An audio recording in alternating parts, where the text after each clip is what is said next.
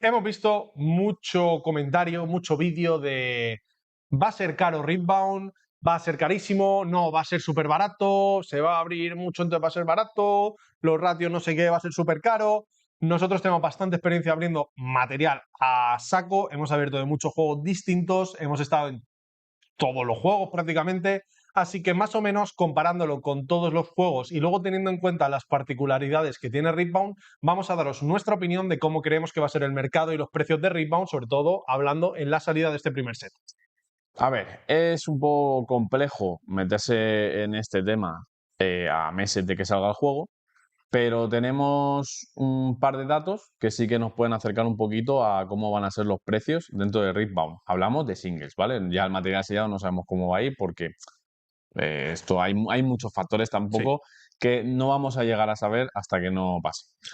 Cosas importantes a tener en cuenta. Primero, este primer set va a haber una inflación brutal. Siempre la hay en los primeros sets. ¿Por qué? Porque hay mucha oferta, poco demanda. Mucha gente quiere entrar al juego, mucha gente en el segundo, tercer, cuarto set ya se ha ido del juego y ya se ha regulado la base de jugadores, pero el primero se junta la gente que quiere comprar todo el material, los coleccionistas, la gente que quiere jugar, la gente que quiere comprarse 4 cajas, o sea, 10 cases por si luego suben de precio, lo que sea. Siempre pasa esto, pasa en todos los juegos, sobre todo cuando tienen IP. La IP de League of Legends o de Riot es bastante potente, entonces eso tenéis que tenerlo en cuenta. Y luego también tenemos que tener en cuenta cómo son los ratios, que es lo que vamos a comparar primero, de Ripbound y cómo son los de otro juego. Empezamos con los de Ripbound, ¿no? Sí. Ripbound es un juego de cartas que está compuesto por cajas de sobres. En cada caja de sobre vienen 24 sobres y cada case son 6 cajas de 24 sobres, Un ¿vale? case es básicamente donde vienen las cajas que te lo envían de distribuidora, ¿vale? O Exacto. sea, en las cases vienen las cajas, en las cajas vienen los sobres, en los sobres vienen las cartas. Ya han comentado los desarrolladores que tenemos asegurados por caja, más o menos, esto habrá que verlo, ya sabemos que todo de boquilla, pero es una aproximación, 6 épicas y 2 cartas alternativas por caja, con también la opción de que te salga alguna runa alternativa. La runa no te ocupa el hueco de alternativa, así que bueno, Exacto. habrá que ver si es como One Piece, que al principio salía un don por caja, pues ahora sale una runa por caja. Creo que ahora en One Piece son 2 dones por caja, pueden salirte 2 runas por caja, o si puede salir o no, que eso hará también que las runas alternativas vayan un poquito más caras y que aparte, pues si te salen o no, va a influir también en el valor de la caja. Hasta ahora tenemos la información de que van a ser 42 épicas, Es una barbaridad. ¿vale? Este punto es el importante. Bueno, no hemos comentado, perdón, por Las terminar, rarezas, las Overnumber, bueno, que sí. también aparte cada 3 cajas te sale una carta Overnumber, que es un arte alternativo. Todo apunta a que va a ser de cada leyenda, especial con un arte especial. Y en cada case serían 2, porque los cases son de 6 cajas, como hemos dicho. Luego, cada 10 Overnumber, una está firmada. Eso significa que cada 5 cases o cada 30 cajas te va a salir una carta Overnumber firmada, que esas serán las más caras de todas. Dicho esto, ¿vale? Entramos un poco en materia. A ser 46 y 42 épicas, que es la rareza más alta dentro de Ripbound, ¿vale? Tendremos 6 hits y 2 alternativas. Hay que decir que las alternativas también se las reparten entre las épicas y las raras. Correcto, no Porque, solo son épicas, que eso exactamente. también haría que las épicas bajasen un poquito de precio porque sería más fácil conseguir esas épicas porque siempre te asegurarías con las alter una épica. A la vez raras, eso también hace que sea más difícil que salgan ciertas épicas. ¿Qué nos dice todo esto? Pues que abriendo una caja no te aseguras absolutamente nada. Es decir, te puede no tocar nada de lo que querías en cuanto a épicas se refiere. Sí. Incluso abriendo un case entero, no podrías llegar a ver incluso alguna épica que te hace No, falta. incluso no, 100%, Alguna no la ves. 100% alguna épica no ves porque en un case vas a tener 36 épicas. O sea, sí, si se da la casualidad que te salen 36 épicas distintas y 6 alter de las épicas justo que no te has abierto, puedes ver uno por de cada una de las 42 Pero épicas. eso es un Uno caso. por, necesitamos 3 por de las épicas para jugar. Eso es, los plays en Rebound son de 3 cartas, que eso también es algo positivo en todo lo que cabe. A ver, con nuestra experiencia, cómo se manejan todos los juegos, ¿vale? Vamos a hacer una especie de línea, ¿vale? Y vamos a separar dos tipos de juego, ¿vale? Así, a grosso Que modo. encima Respawn está en el medio. Claro. Esto es durísimo. Vamos a poner en un lado los juegos de Bandai, ¿vale? Que son juegos con pocos hits distintos y que tienen unos ratios muy establecidos, ¿vale? En plan, Sí, por One ejemplo, Piece, Digimon, Dragon Gundam Ball, ahora cuando salga. exactamente. Y en otro lado vamos a poner juegos con más hits y que son Más random. más random, ¿vale? Pues pone a Magic, pues pone a Pokémon, pues pone Flesh and Blood, ¿vale? Por ejemplo. Riftbound está en el medio, ¿vale? Porque Sí. tiene muchos hits, pero tiene unos ratios muy establecidos, como en Bandai. Aparentemente. Recordemos que todo esto todavía no se ha abierto ni la primera caja en China. Cuando se abra la primera caja en China, a lo mejor cambia un poco la opinión porque habrá que ver, pero con los ratios que se han dicho oficialmente, tanto desde VS como desde Riot, confirmados por Dave y por Nick, es la información que tenemos ahora. Si nos vamos primeramente a Bandai, ¿vale? Para comparar un poco desde el lado positivo, por así decirlo, más regular.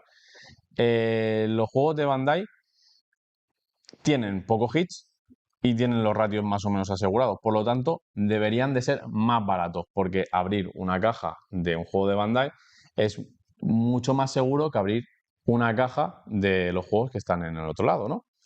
¿Qué pasa? Que por nuestra experiencia ya hemos vivido el lanzamiento tanto, por ejemplo, de Digimon y de One Piece, que son juegos de Bandai. Esto hace que debería de mantener un precio barato en comparación a otros juegos porque tiene un sistema de gacha, por así decirlo, más regular.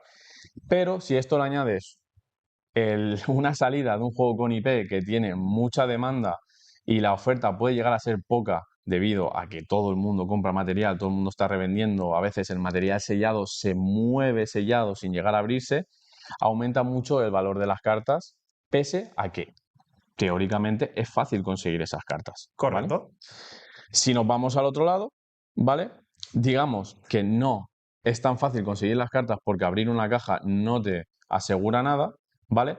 Y las cartas que son buenas dentro de esos juegos mantienen el valor porque siempre tienen un riesgo a la hora de abrir el material para conseguir esas cartas. Por lo tanto, digamos que el mercado secundario, las cartas que ya están abiertas, son las que juegan con el valor y son las que se van moviendo en vez de abrir material. Sí. Cuando en este lado hay mucho material y se abre mucho, las cartas se regulan de precio. Cuando hay mucho material de este lado, digamos que se siguen manteniendo el precio porque no renta tanto abrirlo. ¿Vale? Correcto. Las cartas, para que rente abrirlo, lo que pasa es que las cartas buenas, que es las que la gente busca, suben de precio y se estabilizan en un precio alto, y las cartas malas, que las quiere vender todo el mundo que está abriendo, bajan mucho de precio. Entonces, es mucho más dependiente de lo que te hagas. Luego también podemos hacer otras diferenciaciones. Por ejemplo, los juegos con IP de los juegos sin IP. ¿Qué pasa con esto? Los juegos con IP, el competitivo puede regular en precio en casos de juegos como Bandai ha pasado, pero es opcional. O sea, también puede entrar, como en casos de Pokémon, que todo el precio de las cartas sea por puro coleccionismo. En cambio, los juegos sin IP, podríamos hablar de Magic, Flesh and Blood, son juegos que van mucho más centrados en que las cartas caras son las que son buenas. 100%. Si una carta es meta y una carta se juega, esa carta es cara. Esto no significa que en juegos como Digimon o como One Piece, que están ahí como en un punto medio, pues sí, tienen una IP fuerte, pero también tienen un circuito y mucha gente que quiere jugar, si una carta de repente se vuelve meta es más cara. Eso va a pasar en cualquier juego porque más gente la va a querer. Pero si el grueso principal de consumidores y de gente que compra esa carta la compra por coleccionismo, va a influir menos en el precio porque va a aumentar menos la oferta que en un juego en el que de repente una carta que no se juega de nada se vuelva super meta y el gran grueso de compradores sean jugadores que quieren competir, que entonces la oferta aumenta mucho más, o sea, perdón, la demanda aumenta mucho más que la oferta y entonces sube mucho de precio, ¿vale? Son otras diferenciaciones que hay que hacer. Luego, para que os hagáis una idea así rápida, ratios aproximados, cambia según BT, EX en caso de Digimon o OP-EX en caso de One Piece, pero bueno, más o menos los juegos de Bandai tienen unos 8 o 9 hits, que suelen ser, pues así a lo gordo, 7 SR, 2 hits extra, que puede ser alternativa o secreta, ¿vale? Sí que tienen una rareza superior, que ese sería un punto bueno, digamos, para Rebound, porque se queda en épica, que sería el equivalente, digamos, a SR, y no está esa secreta. Luego, aparte, los playsets son de 4, necesitas una carta más. Eso también sería positivo para Riftbound en comparación a estos. Pero aquí viene lo más importante. Si te salen 7 de 12, con 2 cajas es muy fácil que tengan mínimo 1 por de cada y ya tengas 2 por de algunas. En cambio, en Riftbound, ¿cuántas cajas hemos dicho que hacen falta? O sea, que necesitábamos 7 cajas, si no me equivoco, para tener 1 por de cada. Si te has abierto, perfecto. ¿Esto qué significa? Que tienes que multiplicar eso por 3 para tener 3 por de cada carta. Esto es mucho más loco y aquí van a influir muchas cosas en ese precio. El gran grueso va a ser jugadores competitivos. Las cartas que sean competitivas van a valer un pastón. ¿Esa carta tiene alter o no tiene alter? Si no tiene alter, la versión normal va a ser mucho más cara que la de una épica que sí que tenga alter, porque vas a tener 2 opciones de compra y te va a salir, tienes más posibilidades de que te salga. En cambio, los sellos que parece que no van a tener alter van a ser mucho más caros que un campeón como por ejemplo Ari, aunque sea buena, porque Ari te va a poder salir normal y te va a poder salir alternativa. Luego, otro factor que yo veo importante y que creo que es negativo y que va a poder hacer que sea más caro: si el precio de la caja o del material sellado se lo comiesen las alternativas, el material normal sería más barato y sería más accesible. ¿Qué pasa? Desde mi punto de vista, creo que va a influir, aunque no vaya a influir muchísimo, pero va a influir que las alter son relativamente malas. Son prácticamente iguales, a no ser que cambie muchísimo el foil, lo que significa que a nivel coleccionismo sí que obviamente valdrán más o algo más, pero ya hemos tenido experiencias en otros TCGs que si la alter no está mucho más guapa y no hay casi diferencia, no se diferencia tanto del precio normal, y entonces ese precio del material sellado por el que la gente abre se va a ir a las cartas que son buenas, no a las cartas alternativas. Y como jugadores, para que el juego sea accesible, querríamos lo contrario, que todo el precio se vaya a las alter, el que se quiera dejar dinero en tener la baraja bonita, que se lo deje, pero el que quiera jugar, que tenga opciones más accesibles.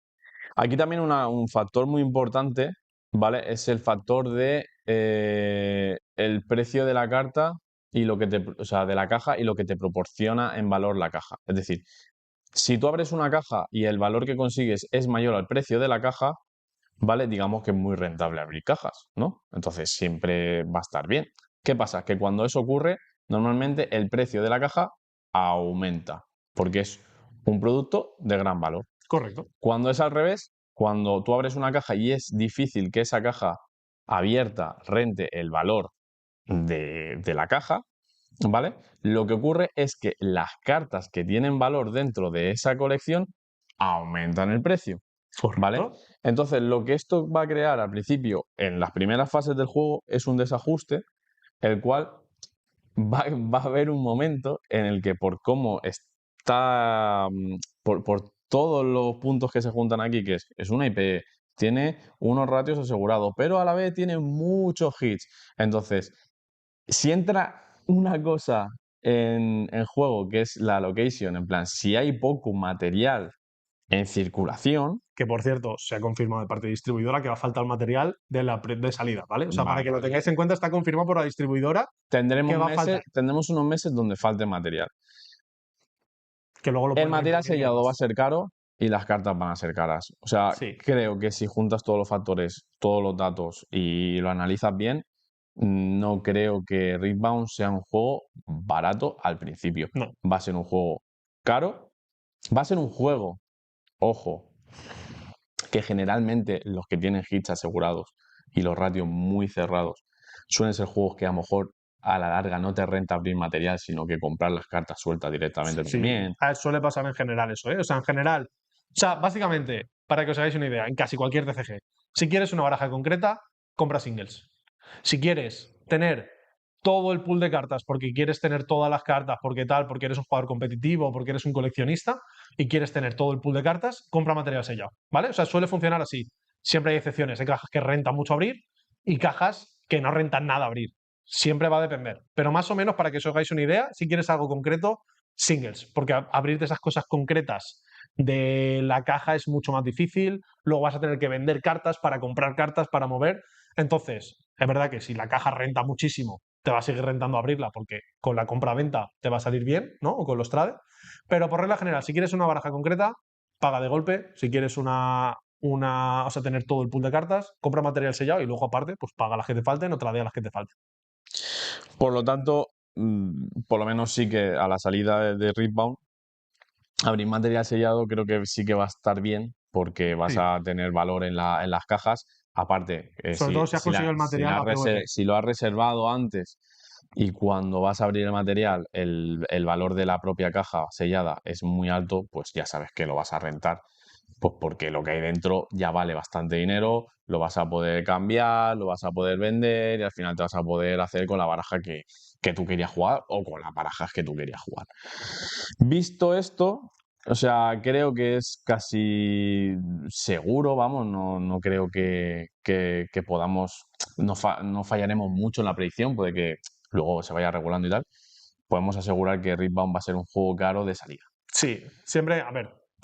Bueno, otra cosa que quiero decir, antes de que se me olvide, que luego como vamos a seguir hablando se me va a olvidar, otra cosa que tiene Rebound que veo importante es que de momento, falta ver que a lo mejor anuncien algo en la Gen Con o estos días, pero de momento no hay Booyah Box. ¿Qué es un Booyah Box? Es algo extra que te viene por comprar una caja. Hay juegos como Flesh and Blood que si compras de pre-reserva, el Booyah Box es alguna carta promo.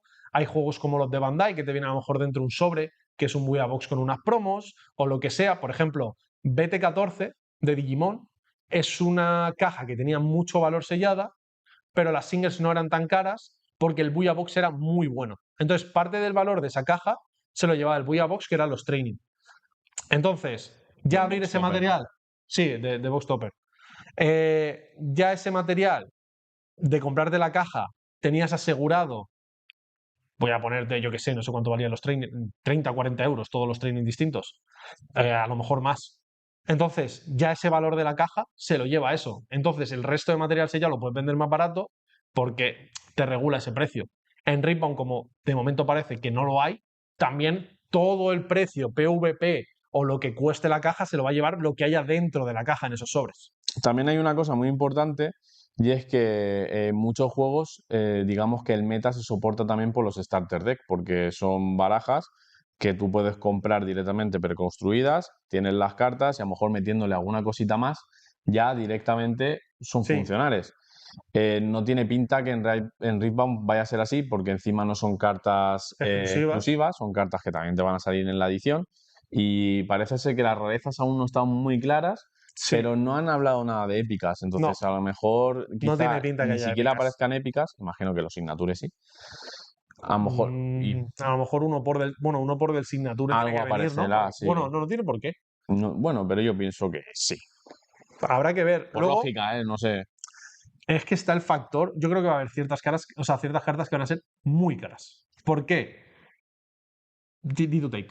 Y si habéis visto el vídeo de ayer, lo mismo los Proving Grounds son muy buenos Sí, para empezar a jugar. sí, 100%. A lo que iba es, cartas como por ejemplo, ya lo he dicho antes, los sellos no tienen alter. En principio se va a jugar. Si el precio lo dicta también mucho el circuito competitivo, que siendo League of Legends, siendo Riot Games, el circuito competitivo va a ser muy importante. Ya sabemos todo el circuito competitivo y no ha salido el juego. Las cartas como los sellos, y se acaban jugando 3 por en prácticamente todas las barajas, no tienen alter, por lo tanto solo te salen en el hit de épica, no te pueden salir en el hit de alter.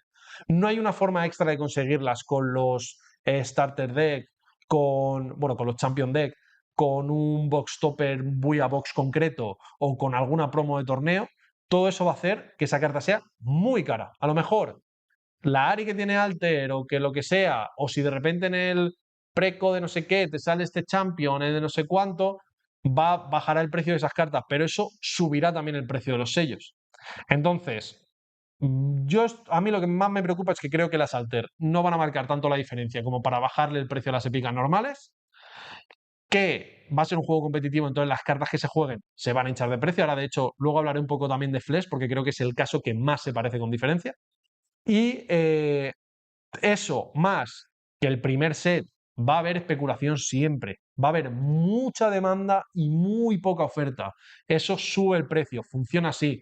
Al final, los TCGs no es un mercado de primera necesidad, es un mercado especulativo. Siempre va a funcionar así y al principio de los primeros sets se van a hinchar de precio. Entonces, va a ser caro, sobre todo si no tenéis el material ya asegurado. Luego conseguir caja va a ser más caro y conseguir single seguramente sea caro de primeras. A ver, Va a haber hueco para todo el mundo va a poder jugar a Riftbound. Lo que pasa es que los que quieran ser más competitivos, los que quieran competir 100% y dedicarse al circuito en las primeras fases del juego, creo que les va a salir más caro Sí. y va a ser un poco, por Siem- así decirlo, difícil meterse de forma casual y jugar lo que te dé la gana. Pero también es hay que decir que la recompensa a la hora de jugar va a ser mayor, ¿sabes? correcto. Va a ser bastante alta. Las promos de torneo van a ser bastante valor. Y una cosa que hay que tener en cuenta es que en todos los juegos siempre hay alguna baraja que funciona, que es buena y que es barata. Ujú. En Riftbound no es un juego en el que las épicas tengan un nivel de poder superior o claramente superior a las raras. Y las raras van a ser muy accesibles. Si las épicas son muy caras, las alters son muy caras, es un producto de valor, la gente va a abrir mucho y las raras van a valer poco precio. Va a ser muy fácil que haya alguna baraja concreta que no lleve casi épicas y que a lo mejor por 100, 150 euros te montes una baraja competitiva. Ahora, a lo mejor, si quieres jugar Jinx con 3 sellos rojos, 3 Jinx moradas, los 3 Inver Timelines, los 3 misiles de Jinx, etcétera, etcétera, etcétera, los 3 Fénix, que también va a ser una carta cara, pues a lo mejor, si quieres jugar la Jinx con esa lista, pues o te dejas 1000 pavos en la baraja o no la juegas. Entonces eso hay que tenerlo en cuenta. Vais a poder encontrar vuestro hueco, pero sí que es verdad que barajas concretas van a ser caras y poco accesibles. Eso va a pasar siempre y hay que tenerlo en cuenta.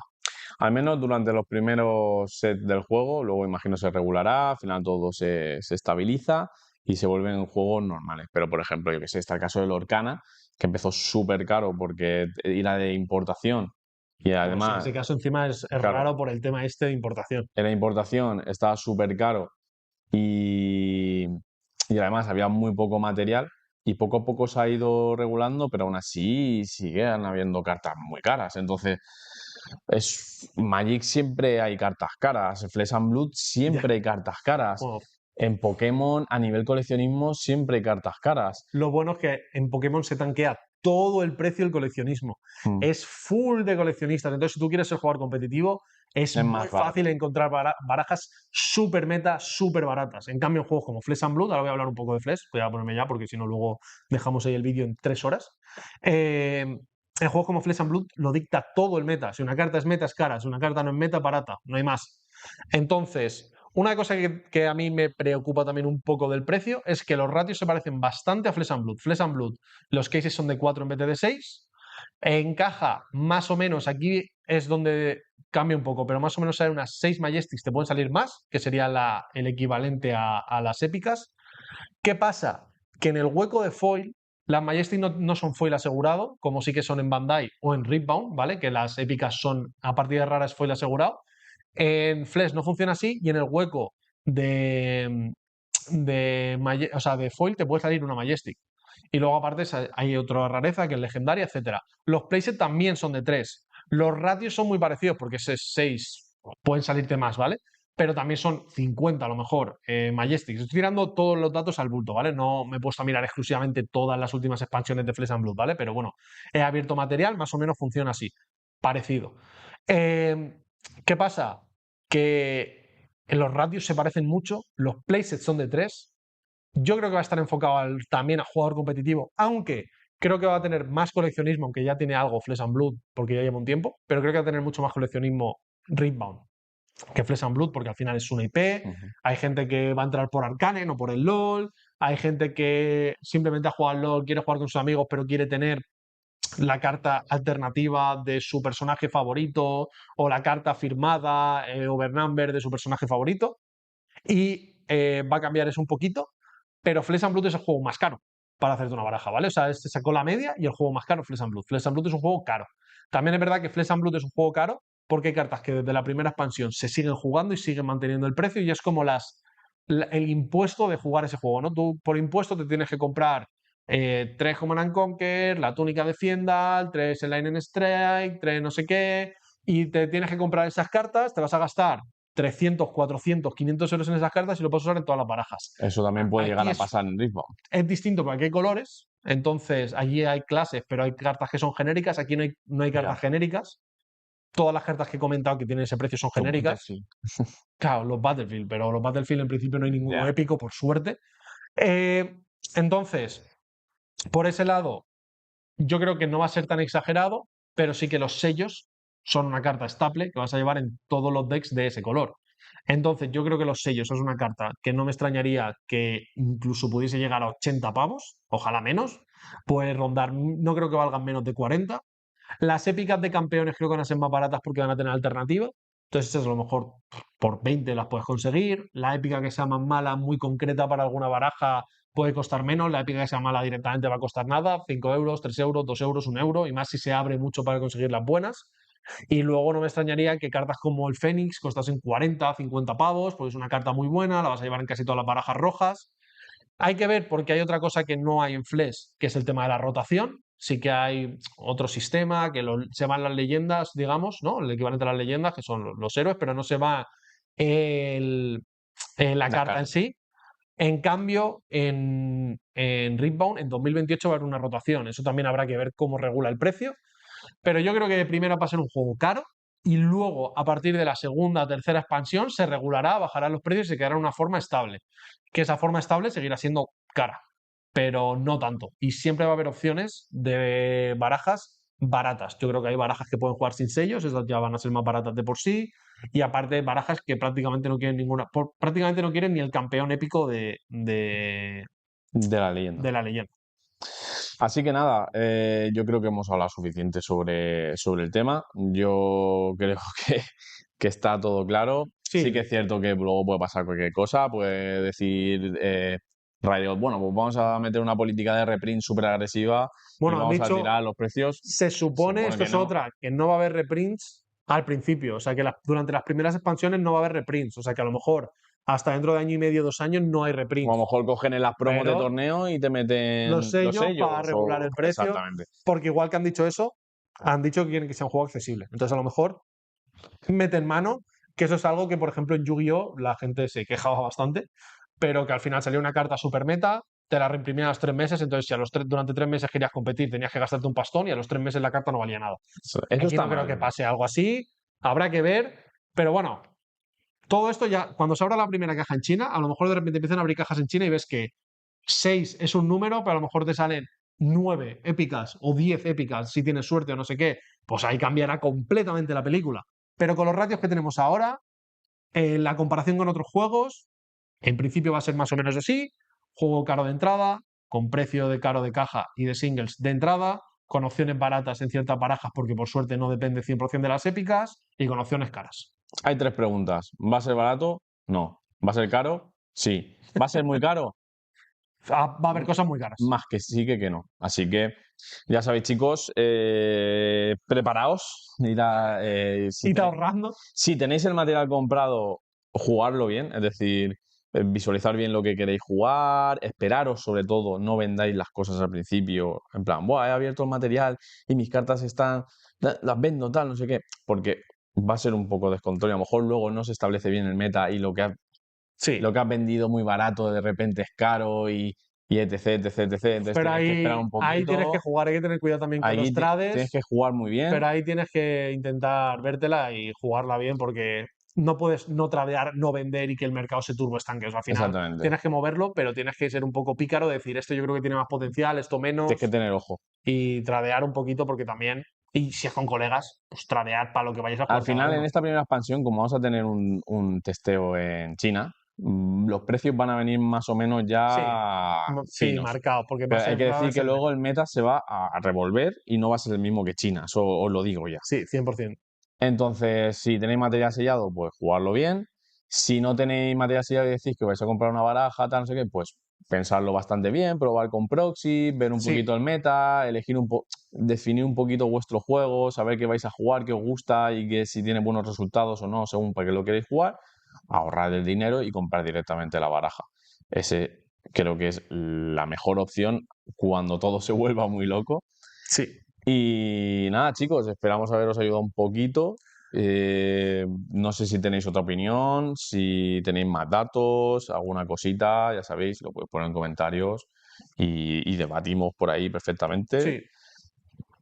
Porque nosotros tenemos esta información por lo que hemos vivido, nuestra percepción. Sí, hemos vivido todos los lanzamientos, nuestros compra y venta de muchas datos, cartas. y podemos tener una idea, pero sí que es cierto pues que cada juego es un mundo y cada opinión es un universo, ¿sabes? En plan, por descubrir. Y me gustaría decir aquí, si no tenéis vuestro material reservado, nuestro patrocinador Maná Vortex, pero creo que ya está agotado completamente. Hasta que no se sepa el material, no creo que saquen más, porque al final, si vendes todo lo que has pedido y luego te dan la mitad, te quedas vendido, ¿vale? Entonces, las tiendas normalmente que lo pongan agotado ahora hasta que no les llegue, no les digan 100% lo que va a llegar, no significa que no vayan a tener más, pero al final tienes que dejarte un margen, las cartas que vas a meter, o sea, los sobres que vas a meter para torneos, las cajas que vas a vender de salida, el material simplemente para no dejar a gente que ha comprado el material sin su material, porque esto va a pasar, o sea, hay gente a la que le va a pasar 100%, sobre todo tiendas que tengan poca experiencia en salida y han dicho, pues he comprado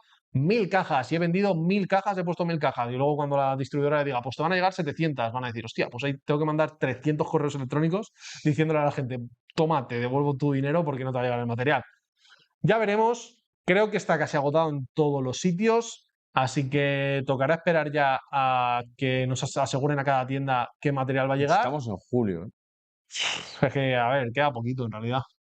Muy atentos, sobre todo, esto lo estamos grabando a día 1, alerta spoiler, lo estaréis viendo el día 2. En un mes sale en China.